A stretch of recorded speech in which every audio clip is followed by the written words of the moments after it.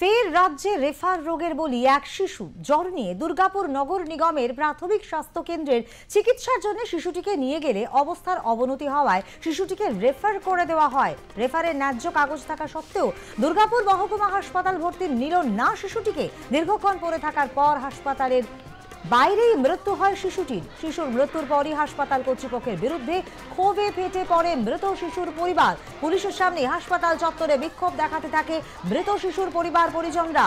ঘটনাস্থলে এসে পরিস্থিতি সামাল দেয় বিশাল পুলিশ বাহিনী।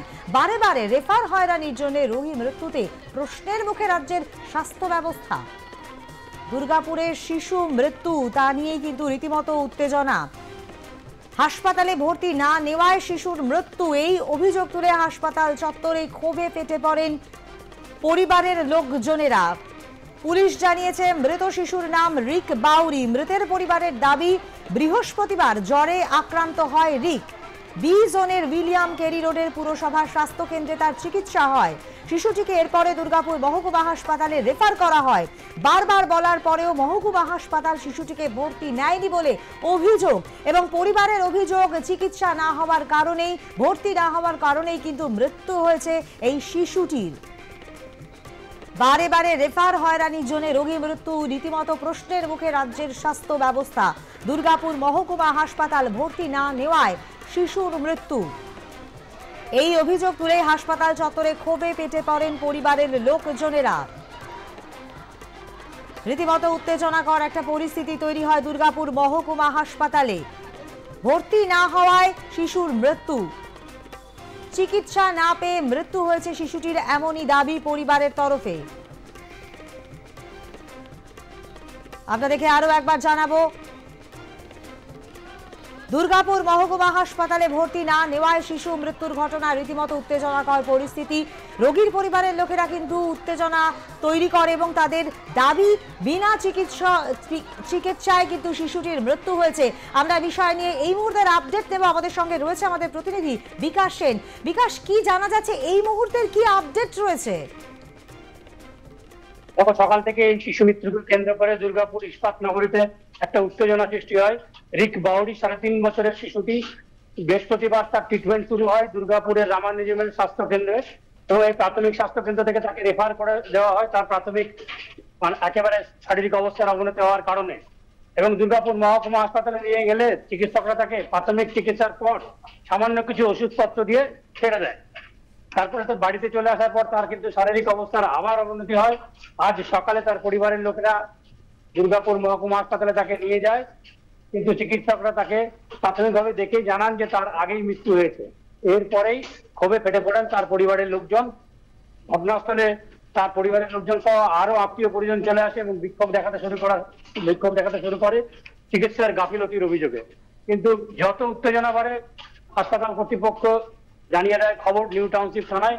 দ্রুতই পুলিশ এসে পরিস্থিতি নিয়ন্ত্রণে নিয়ে আসে, নাহলে কিন্তু বড় রকমের কোন রকমের হাসপাতাল চত্বরের উত্তেজনা সৃষ্টি হতে পারতো, এমনটাই কিন্তু দাবি। পরিবারের পক্ষ থেকে সুপারের কাছে লিখিত অভিযোগ জানানো হয়েছে।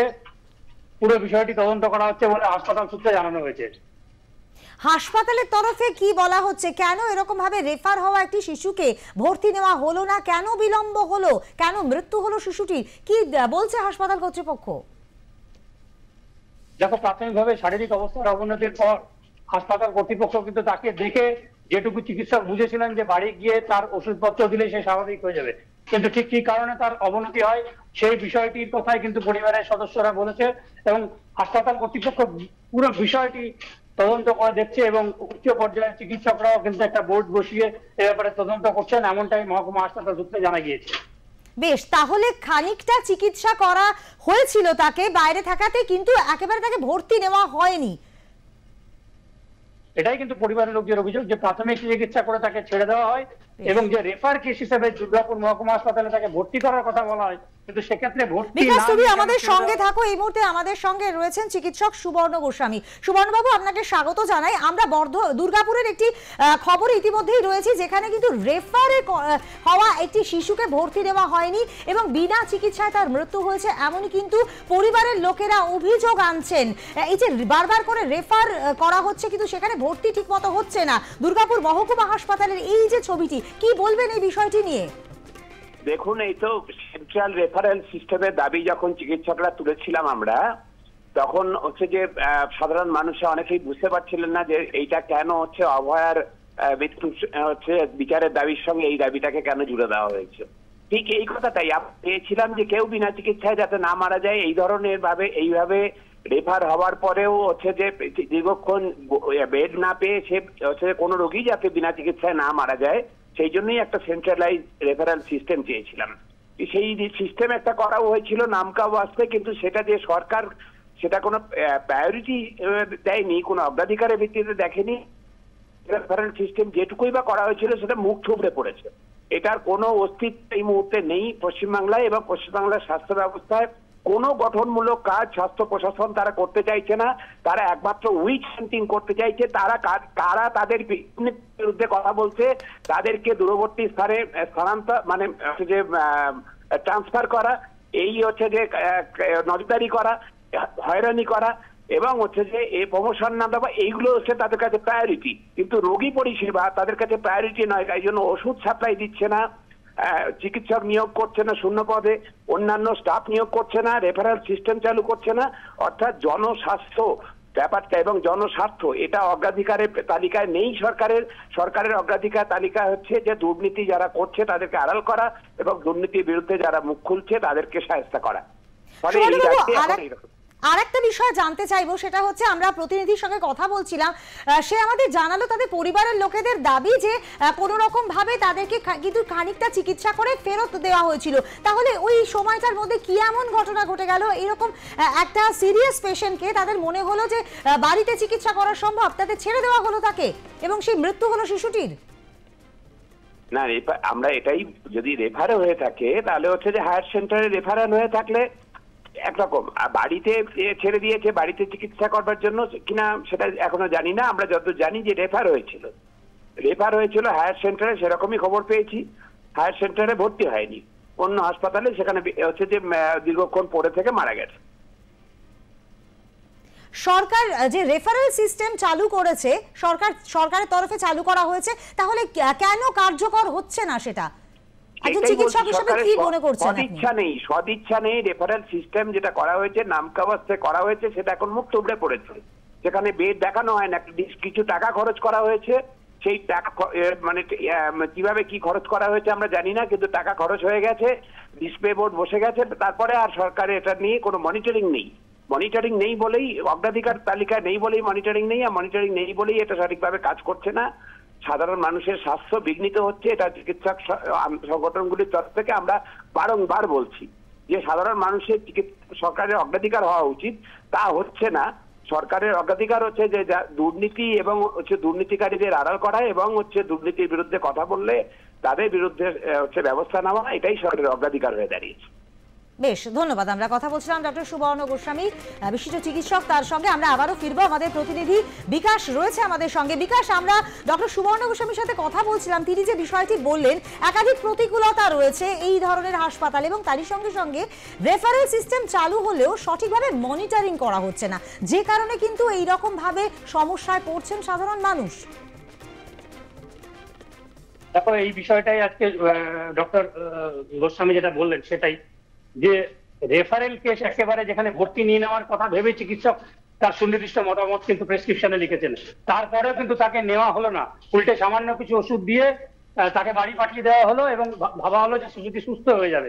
কিন্তু দেখা গেল ঘটনাচক্রে তা নয়, উল্টো একেবারে শারীরিক অবস্থার অবনতি। দ্রুতই যখন নিয়ে এলো তখন মাঝপথে তার মৃত্যু হয়েছে, এমনটাই কিন্তু জানা গেছে পরিবার সূত্রে। এবং এই থেকে ক্ষোভ বিক্ষোভ, অর্থাৎ রেফারেল সিস্টেম যে কাজ করছে না, সেখানে বেড নেই কিনা। মহকুমা হাসপাতালের মতো সুন্দর পরিকাঠামো রয়েছে, এমন একটা হসপিটাল যেখানে প্রায় সেমি সুপার স্পেশালিটি সমস্ত যন্ত্রাংশ রয়েছে হাসপাতালে, এবং চিকিৎসকের সংখ্যাও কিন্তু প্রচুর। কাজে এমন ঘটনা কি করে ঘটলো সেটা কিন্তু প্রকৃতপক্ষে স্থানীয় বাসিন্দা সহ দুর্গাপুরের নাগরিক সমাজ কিন্তু তদন্তের দাবি করেছে। একেবারে তাই, ধন্যবাদ। আমরা কথা বলছিলাম আমাদের প্রতিনিধি বিকাশ সেনের সঙ্গে এবং এই ঘটনায় কিন্তু রীতিমতো একটা উত্তেজনাকর পরিস্থিতি এবং যদিও বিশাল পুলিশ বাহিনী ঘটনাস্থলে পৌঁছয় অভিযোগ অস্বীকার দুর্গাপুর মহকুমা হাসপাতাল কর্তৃপক্ষের। দুর্গাপুর মহকুমা হাসপাতাল কর্তৃপক্ষের বিরুদ্ধে চূড়ান্ত গাফিলতির অভিযোগ আনছে শিশুটির পরিবার এবং যার জেরেই কিন্তু শিশুটির মৃত্যু হয়েছে এবং সেই মৃত্যুকে ঘিরে রীতিমতো উত্তেজনাকর পরিস্থিতি দুর্গাপুর মহকুমা হাসপাতালে। যেটা জানা যাচ্ছে যে সামান্য জ্বর নিয়ে দুর্গাপুর কিন্তু এই শিশুটি সেখানে আসে এবং তারপর 3.5 বছরের ওই শিশু অর্থাৎ রিক বাউরি বৃহস্পতিবার মহকুমা হাসপাতালে শিশু বিশেষজ্ঞকে দেখানোর পর তাকে ভর্তি নেওয়ার কথা বলে পরিবার। অভিযোগ ভর্তি নিতে না চেয়ে কিছু ওষুধপত্র দিয়ে তাকে ছেড়ে দেওয়া হয়। দুর্গাপুর মহকুমা হাসপাতালে চিকিৎসকরা ছেড়ে দেন এবং ওষুধ কিনে বাড়ি ফিরে আসার পর শুক্রবার ভোরে ফের ওই শিশুটির শারীরিক অবস্থার অবনতি হয়। দুর্গাপুর মহকুমা হাসপাতালে নিয়ে আসার পর চিকিৎসকরা তাকে মৃত বলে ঘোষণা করে। এরপরে কিন্তু দুর্গাপুর মহকুমা হাসপাতালের সামনেই ক্ষোভে ফেটে পড়ে রিকের পরিবার। বিশাল পুলিশ বাহিনী এসে পরিস্থিতি সামাল দেয়। রেফারের কাগজপত্র থাকলেও ভর্তি দেওয়া হয়নি এবং ভর্তি না নেওয়ার কারণেই কিন্তু মৃত্যু ওই 3.5 বছরের শিশু রিক বাউরির এবং সে কারণে কিন্তু পরিবারের লোকেরা এই বিষয়টি নিয়ে তারা উত্তেজনা তৈরি করেন এবং হাসপাতালের তরফ থেকে কিন্তু এই বিষয়টিকে ধামাচাপা দেওয়ার চেষ্টা করা হচ্ছে এবং জানানো হচ্ছে যে ঠিক কী কারণে মৃত্যু সেই বিষয়টি কিন্তু অবশ্যই তদন্ত করে দেখা হবে। পুলিশ এই গোটা বিষয়টি কিন্তু ইতিমধ্যেই তদন্ত শুরু করেছে এবং পুলিশ সেই সময় সেই মুহূর্তে এসে পরিস্থিতি সামাল দেওয়ারও চেষ্টা করে।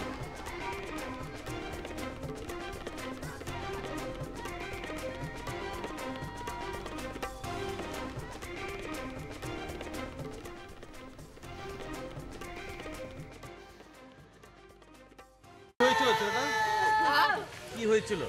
ছেলেটার কালকে খুব জ্বর, আমরা নিয়ে এসেছিলাম। কোথায় নিয়ে এসেছিলেন? এইখানে। ওইখান বলতে কোথায়? এই বিধাননগরে। নিয়ে তারপর? নিয়ে বললো আবুটা দেখাও, ছেলেটার কিছু হয় না, দেখিয়ে ঘর চলে যাও। আবুটা আমরা দেখালাম, ওষুধপত্র সব নিলাম। তারপরে আমরা ঘর চলে গেলাম। ছেলেটার এই অবস্থা। ছেলেটার শরীর খারাপ হয়েছিল, জ্বর কমছিল না, হেলথ সেন্টারে ডাক্তার দেখেছিলাম আমাদের পিছনে প্রবলেম কারেন্টে, ঠিক আছে। দেখার পর ওরা লিখে দিয়েছিল যে বিধাননগরে নিয়ে যাও, এমার্জেন্সি ভর্তি করে দাও। সেটা কবে? হ্যাঁ সেটা কবে? এটা কালকে আর কি। দিয়ে বিধাননগরে আসার পর এরা আমার ছেলেকে ভর্তি লাই নাই, শুধু চিকিৎসা করে ছেড়ে দিয়েছে। বলছে যে তোমার ছেলের কিছু হয় নাই, তোমরা চলে যাও। আমরা ওষুধ লিখে দিচ্ছি, ওই ওষুধ আমরা তাও যেতে খুঁজি নাই। আমরা বলেছি যে আমাদের ছেলের গা হাত পা পুরো ঠান্ডা আছে, আপনারা ভর্তি করুন, কিন্তু ওরা ভর্তি নেয় নাই, আমাদেরকে বাধ্য হয়ে ভর্তি নিতে হয়েছে। আনতে আনতে আমার ছেলের রাস্তা বেরোনো হয়ে গেল, মারা গেল। হ্যাঁ, কি মনে হয় চিকিৎসা গাফিলতি? আমার তো মনে হচ্ছে এরা যদি ভর্তি নিত তো আমার ছেলে মরতো না। জন্ডিস ছিল, শরীর খারাপ ছিল, এখানে এসেছিল নিয়ে সকালবেলা। কোথায় নিয়ে এসেছে? বিধাননগরে নিয়ে এসেছিল। হ্যাঁ, কালকে? হ্যাঁ, ডিএমসি তরফ থেকে এখানে পাঠিয়েছিল এমার্জেন্সিতে দেখাতে। এখানে দেখে নিয়ে এসেছিল, ডাক্তাররা জানি না কি বলেছে, লিখে দিয়েছে ডক্টর ওষুধ। বাড়ি কোথায়? বাড়ি স্যার 1326 রামনগর। আচ্ছা। ডাক্তার ওষুধ লিখে দিচ্ছে, ওষুধ ফষুধ খাইছে। খাওয়ানোর পর রাতের থেকে খাওয়া দাবার খেয়েছে, খাওয়ার পর পেটে ব্যথা উঠেছে, মাকে বলেছে, মা বাবা পেটে ব্যথা দিচ্ছে। রাস্তাতে আনতে আনতে এখানে শেষ হয়েছে। যদি ভর্তি যদি নিয়ে নিত, কালকে যদি ভর্তি নিয়ে সেলাইন যদি চাপাতো তাহলে ছেলেটার কিছু হতো না। এখানে এসেছিল বাচ্চাটা আসার পর এখানে তাকে সমস্ত কিছু বলাও হয়েছে এবং তাকে আউটডোরেও পাঠানো হয়েছিল ওদের কথা মতো, যে যেখানে বাচ্চাদের স্পেশালিস্ট ডাক্তারবাবু বসে আছেন যথাযথ চিকিৎসার জন্য ওখানেও পাঠানো হয়েছিল। তারপর হয়তো ওখানেও বলা হয়েছিল ভর্তির জন্য, সেটা এখন বোঝা যাচ্ছে না, তা ওরা বাড়ি নিয়ে চলে গেছে। কিন্তু আমরা অনেক সময় প্রচুর পেশেন্টের আমি দেখেছি যে আমরা ভর্তি হতে বলি, কিন্তু তারা নিজের ইচ্ছায় কিন্তু ভর্তি হয় না, বারবার বলা সত্ত্বেও কিন্তু ভর্তি হয় না। যখন বিপদ ঘটে যায় তখন তো কিছু করার থাকে না। আপনি কি মারা গেছে বাচ্চা? দুঃখজনক, আমাদের ক্ষেত্রেও দুঃখজনক।